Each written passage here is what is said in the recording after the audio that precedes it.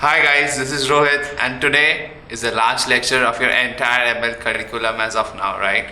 So today we are going to cover recommender systems. Ironically, this is something that is extremely simple, extremely intuitive and very easy to understand. And ironically, this is only your last session of your ML and this hardly bothers anything about all those things that we have done earlier around linear regression, logistic regression, machine learning, and decision trees, random forest. Nothing of those sorts. Nothing of those we would be using for this particular lecture today. Our lecture is something that is gonna be extremely simplistic, something that is probably based on very simple basics. But that's the beauty of recommender systems, and that's what we are gonna learn today. How we can use simple basic things to build complex systems such as recommenders, right? That's the context for the session today. Also one more context to add is that recommenders are frankly widely used in industry everywhere, right? Everywhere that you can think of, right? Starting from Amazon, Netflix, YouTube, and all of these different places that you are familiar with. And compare that to places, for example, search engines, right? So search engines also in some ways kind of do things which are similar. It doesn't come out exactly as a recommender thing when you're typing a search query and gives you a result. It's not exactly a recommender system, but the underlying mechanics behind that, those kind of systems are also very similar to what we are going to learn in recommender systems. So recommender system is a very interesting topic, very widely researched topic as such as well. And yeah, that's the story of recommender systems. Let's get started with it. So program so far, we have done linear regression, logistic regression, tree-based methods, decision trees, ensembling. Then we did all of that. Then we went back to time series. We learned what are the different kind of feature engineering that we can do for time series. What is the feature engineering we can do for natural language processing. And that was the session till date today. Now what are we going to learn today?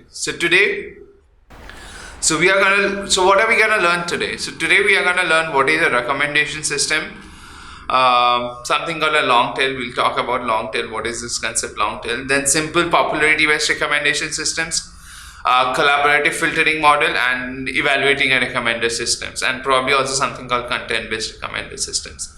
So that's the agenda for the day. So now let's get started with the first bit, which is what is a recommender system. So a recommender system or a recommendation system is a subclass of information filtering system. So information filtering system is a theory that kind of dates back a lot of, I forgot how it would be, but at least definitely somewhere around 1960s to 50s. So information filtering system that seeks to predict the rating or preference that a user would give to an item. Let's consider an example shown in the figure below. Here we have an user database, that is data consisting of items rated by users. Now let's suppose a new user visits and likes 5 out of 10 items in the website. Then a recommender system recommends the item the new user might like or based on similarity with other items. We shall get to this concept later. The fundamental concept, that the idea that behind recommender system, what is a recommender system is, for example, you are a website and you are running say 10,000 products. Now a user comes to a website, he probably interacts with 5-6 items on your websites, right?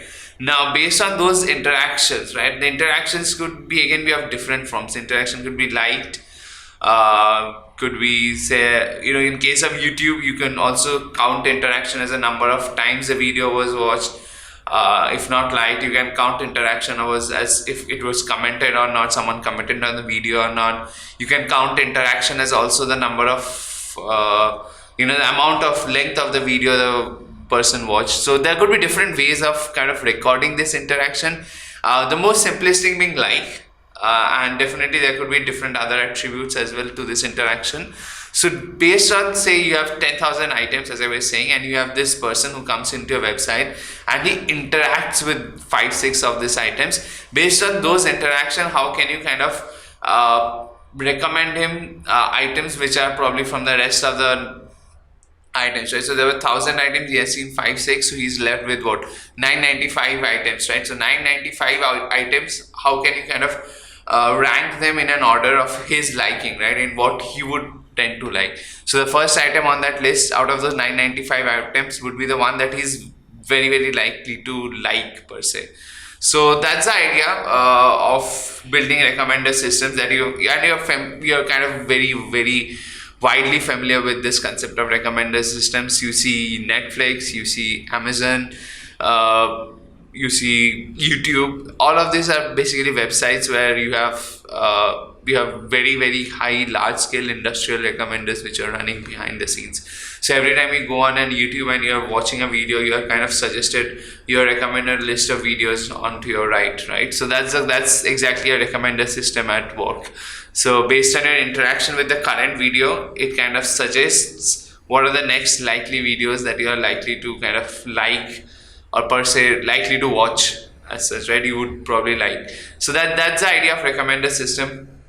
It's basically trying to predict the preference of every user for every item that is there on the websites, based on the user's interaction with that items in the website, right? So if as I said, there are 1,000 items and the user interacts with 5 items, based on those interactions, it tries to predict what are the user's likely preference among the rest of the 995 items, right? And why is this recommendation system necessary? So let's understand that. First up, the most important thing is for any well, I would say, running business as of today. If you are having, say for example, Netflix, you have at the range of around 1 million, around or more than that, right? Probably movies that are currently on Netflix. Now, obviously, as a user, for a user to kind of go through all the movies is impossible, right? Like, assume there's a list of 1 million movies, and and as a user, you're kind of trying to scroll down and trying to see which movie you want to watch. Imagine scrolling 1 million rows. That would probably already take you some 2-3 days to just scroll through the list and figure out which movie to watch, right? So obviously information overload, the point being that information overload is something that is extremely crucial across the board, right? So even if it's Amazon, there are so many products that are being listed. Now if you are trying to, every time you have to kind of try and so in case of Amazon, at least you can search for items also, and same for Netflix as well. The problem with searching the items is that a lot of times you also do not know what items to actually look for, right? So you're just kind of experiencing the website. Now if you have recommender systems which can kind of personalize suggestions directly according to your taste, that kind of makes the user experience on the website a lot more smoother, right? And that's something that all internet companies that have a lot of content would want to do, right? So basically any website that has got a lot of items listed on its website and kind of wants to make the user experience smooth would want to kind of use recommender systems. So now that's one reason why you would want to use recommender system. The other reason is something that you would see here, which is that, so this is basically the graph. Basically is a graph of different items on your x-axis and the corresponding number of people who have so this is probably for items only on Rhapsody. So apart from that also, basically this is a sort of graph that you would see everywhere in Amazon, Netflix, any website that you would probably familiar with which uses recommender system, is that there are a lot of items which are extremely popular, right? So those are the items are on the x-axis, and the popularity, or basically popularity measured in terms of number of plays. In this case, it could be popularity measured in anything, right? Number of likes and all of that. Even for Facebook also, right? So every place that you see recommender systems at work, so you'll have this kind of a graph, right? So there would be some items which are extremely popular, and then there would be a lot of items which are not absolutely popular, right? So in these cases what happens is that this goods, right, which are not very popular, those basically never ever kind of get if you don't have a recommender system in place, those goods, right, those items which are not so popular are probably never ever discovered by people, right? Because discovery by in general terms, if you don't have a recommender system that is extremely personalized, if you don't have that, right, imagine Facebook just showing those items which got the most likes in the entire Facebook universe, right? At any point in time, it basically shows you the most liked ones. So those kind of cases, the problem that would happen in those kind of cases is basically you would come across a lot of content that is probably irrelevant to your choice, but more importantly, you would just come across a very fixed set of content, right? There are a lot of other contents which are actually good and probably you would be missing out, right? So discovery of items is also something that is kind of hampered if you don't have a recommender system in place, right? Because then only people tend to discover the most popular items. So that's something you don't want to happen for your platform, right? Because you want people to kind of get a feel of the entire diversity of your products in your website, and just not necessarily limit them with the first most top 10 or most top 50 popular items, right? So that's again something that happens in case you don't have a very strong recommender system in place, right? So that's the again reason why you would want to have a recommender system in the first place. So now our friend John is back and he's kind of worried about what is the kind of recommender system that he gonna first try out, start out building. So the first idea that comes to him is this concept called popularity based recommender system, right? So we already discussed about this long tail problem, and we kind of know that popularity based recommender is not the best thing to do, right? Because at the end of the day, if you're recommending everyone the most popular items, chances are that's highly irrelevant content that you probably be recommending to a lot of people. And more importantly, what will happen in those kind of cases is this, that so the problem with most popularity based recommender is that there's chances you would end up recommending highly irrelevant stuff to a lot of people most of the time. And also, as we kind of said, that discovery of items is a problem. So that's again something that takes a hit if you're doing a popularity based recommender system. But nonetheless, let's kind of go ahead and understand what this system is gonna do. So the idea is that in this approach, popularity based recommenders, we are gonna basically have recommend the most popular items on the website, right? Now, most popular items is a vague word. How you kind of define most popular is something that again is up to you, as in the recommender system designer. You can use most popular in terms of likes. You can use most popular in terms of votes. All of those kind of things that you can think of, right? Interactions, the different ways interactions can be measured. All of those ways are basically valid ways of measuring what is a most popular item, right? And it could be basically again a combination of all of those metrics also, right? So for example, in this case, we have a data set where we have the ratings of movies and we have the corresponding people who rated them, right? So we have basically ratings of the movies and the number of ratings that the movie received, right? So average ratings and number of ratings received. Now both of them are actually indicative of how well a movie does, right? So if average rating is high, that probably means that the movie is actually probably really good, right? And so as well, if a movie has got a lot of ratings, then probably that means that a lot of people have watched it. That also probably means that the movie is recently good.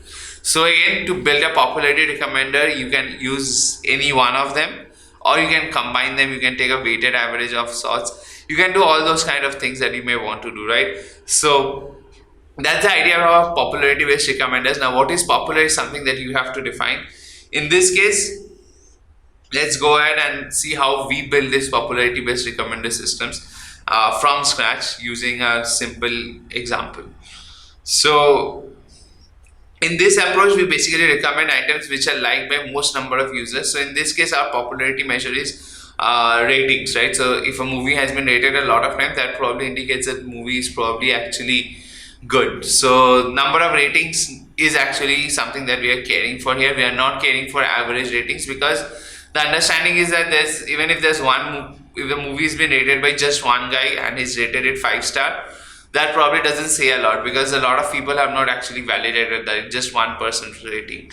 So that's why you do not want to rate it by average rating, because average rating can be screwed if there's a lot of people out there, right? So if there's just one person voting or two people voting, probably if the voting 5-star doesn't make it authentic. So that's why number of users, right, number of ratings of that movie is a relatively better idea to kind of do that. So obviously we know that there's a personalization that is involved in this approach. So such methods are widely used in news portals and work effectively because of the following points, right? So obviously we understand that what is a drawback of this system, which is basically that there's no personalization that is involved with this kind of recommendation systems. But definitely there are two reasons why you would want to do that. Firstly, uh, one most important reason why you would do tend to do personal, this kind of most popularity based recommenders is, first, in cases of website, most of the websites, if you are a new user, right, or if you are a user who's not logged into the system per se, right, so basically any anonymous user, right, in those kind of users, you also still need to show them some content on a website, right, something which they are likely to entice them to kind of use the website. So in those kind of cases, if you're trying to entice the user to use the website, or in case a user doesn't have any much of an user history, right? So the user is the first person who has joined your system, right? Or probably not the first person, but basically the user who has joined for the first time, right? There's no user history of that particular user on the website. He has got nothing to basically personalize experiences as based on his understanding. So in those kind of cases, if there's nothing that he has ever watched on the portal, how do you kind of still recommend him some things? Because you cannot give him million examples and million rows and ask him to scroll through it, right? So in those kind of cases, it's extremely helpful if you have a popularity based recommenders, right? Because it popularity based recommenders can be biased, but definitely they are popular because of some reasons, right? So the movie which is most popular is popular because it's actually probably good, right? So that's the idea. So in those kind of cases, if a user is not logged in, if a user has not user history, lot of user history, so in those kind of cases, you could definitely want to use popularity based recommenders. Now, in case of news portals, also the other reasons why you would want to do is that, so there's a division by section, right? So in case of news portals, you would basically have different sections for different sports, tech, and all of those. So if you're doing popularity based recommendations, you can very easily kind of classify into different groups, and you do not need to kind of personalize to every user's taste, because at the end of the day, a user would basically want to look at sports or tech or whatever he wants to at any given point in time. So it doesn't make a lot of sense to kind of prioritize them as per his likelihood, because he's probably likely to watch sections of news, right? So that's something that is more he's more concerned about you looking at different sections of news rather than looking at a mixture of sports, tech, and everything mashed together, right? So that's why you don't want to do that. Second reason why you don't want to do is that that a lot of time you are basically that there's this hot topic, right? So there's this concept of hot news, that breaking news kind of a thing that people talk about in news channels. So a lot of time people just coming to a website just want to read about that breaking news, right? A lot of times people are not really generally concerned about the tech news as such, right, in general, or sports news in general. There could be people, but most of the time people are basically coming in to read this breaking news, and breaking news is basically sort of the most popular news at that point in time, right? So that's why it makes more sense to kind of put the breaking news, and which is basically the most popular news out there right away, because people are caring about the most popular news, and that's why they're coming to your website. So that's why you want to use popularity based recommendation systems in those kind of cases. Now after that, now let's go and run through this example, what we are trying to do here. So we first import all the libraries that we are required to perform this example, and then after that, these are the different columns that we have in this data set. So we have user ID, movie ID, rating, and the corresponding timestamp, basically the timestamp at which the movie was rated. Now if you see this data set, looks like something like this. You have got different user IDs, and you have got a movie ID and the rating for that, and the corresponding timestamp at which it was done, right? So user ID 0 is basically the same person. So you basically see the same person has rated 3 movies, and he kind of rated the first 2 movies absolutely, he liked them perfectly, right? He rated them 5s, and then the next movie he basically rated them 1, and that's something that is basically that basically tells you about how the kind of user 0 rated his different movies. Now if you have to build the most popular recommendation system, this is how we will go about it. So we first basically build all of this into a data frame. So okay, take. So this is how we are going to go about this example is simple. We have 2 data sets. One is basically the user and the corresponding movie ratings. So we have user ID, movie ID, and the ratings. The other one is basically where we have details about the movies, right? So basically the movie ID and the corresponding movie title, movie description, all of the table data regarding movies, right? So that's the kind of data that we have 2 different data frames. So we basically read all of those two data sets. The first one we basically load them in this data frame called ratings. The second one we load the data in this data frame called items. And then we see this is how the ratings data frame looks like. So you have got the user ID, the movie ID, and the ratings. So you can see user ID 0 has basically rated three different movies. In this case, he has rated the first movie fives and the last movie as ones. So that's, now that you know that, that's how your data looks like. So what we are going to do is basically first merge these two items, so that we basically kind of get a data set which looks like this, right? So your new data set is a new data frame which basically has a movie ID, the movie title, and the user ID and the rating, right? So we have got all the movies and the corresponding user ID and the ratings. So from this we can basically very easily figure out the number of times a movie was rated, right? So a movie was rated is basically nothing but the summation of all the times it was basically rated. So count of user ID, right? So that's exactly what we are looking to, and that's what we exactly again do here as well. We basically measure the count of times, the number of times there's a user ID associated with every. So basically group by movie ID and then take count of user ID. That's exactly the thing that we're trying to do here. So group by movie IDs and get the count of user IDs. So you do that and you basically then order them in their corresponding decreasing order. So basically the movie that has been rated the maximum, which has got maximum user IDs attached to it, has a rank 1, and then the movie which has got second most amount of user IDs is got rank 2, and so on and so forth. So if you do that, you basically come up with this kind of data set which looks like this. So you basically have the movie Star Wars, which has been rated most number of times. That's something that is quite expected. After that you have movie Contact, which has been rated maximum number of times, so on and so forth, right? So that's exactly the idea that we wanted to have. So all we did was basically take user IDs, take movie IDs, group them by movie IDs, and then take count of user IDs and sort them in decreasing order, right? So basically movies which has got the maximum count of user ID, which is maximum ratings, is the one which is most popular item.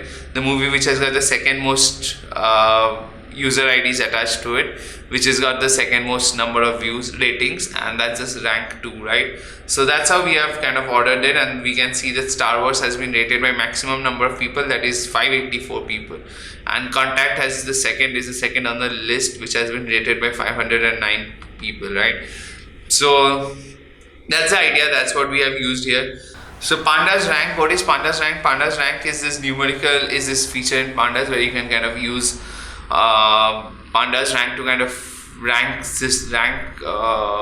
matrices. So in case, what is the advantage of that being that is that if we kind of try and manually kind of assign a rank, which is basically the first one is 1 and second is 2 and so on, what happens is in case there are equal items, we basically would still give them different ranks, because we are just giving every row a number, right? As compared to Pandas rank, where it basically, even if they're equal items which have got equal values, it would basically give them the same rank, and then so on. So that's a sort of feature that you want to probably use in this kind of a case as well, right? In our example, we have basically just ranked them in the order of their appearance, right? So for example, I don't see anything here, but for example, if your Contact movie had also been rated by 584 people, right? So then we would basically rank Star Wars 1 and Contact still rank 2, which is not the best way to go about it, because you want to rank Contact also as rank 1, because they have been basically the same rank, and then the next movie should be ranked 3 because there are 2 rank 1s. So those kind of features, those kind of things that you actually, when you try and do ranking, right, you want to kind of do. So those are things you can still do by using this particular feature called Pandas rank. Now, what are the shortcomings of a popularity based recommender system? The popularity based recommender system, the major fallback that we have discussed about this long tail problem is that it's extremely lacking in personalization, right? So we are basically recommending the most popular item on the website, but that most popular item might not have anything to do with you, right? Or probably you hardly don't care much about that. You want something that is more personalized to your choice, your tastes, right, as an user. So if you are not recommending something that is personalized to the user's choices, then there's very less likely chance of that user actually kind of going through your portal and taking an interest in that. So that's why you want to kind of recommend things which are personalized, and that's the reason why you want to kind of go ahead of from most popularity based recommender system kind of a technique. Now, the only thing, obviously, before going ahead, we also want to kind of just kind of reiterate that yeah, it might seem that most popularity based items are not the most useful ones, but we know that and we have discussed that why it's sometimes it's actually a good idea to also do most popularity based recommenders. So that's the idea. So now let's go on to collaborative filtering. Log on to GreyAtom's learning platform to unlock more free content. Subscribe to our channel and hit the bell icon for regular updates.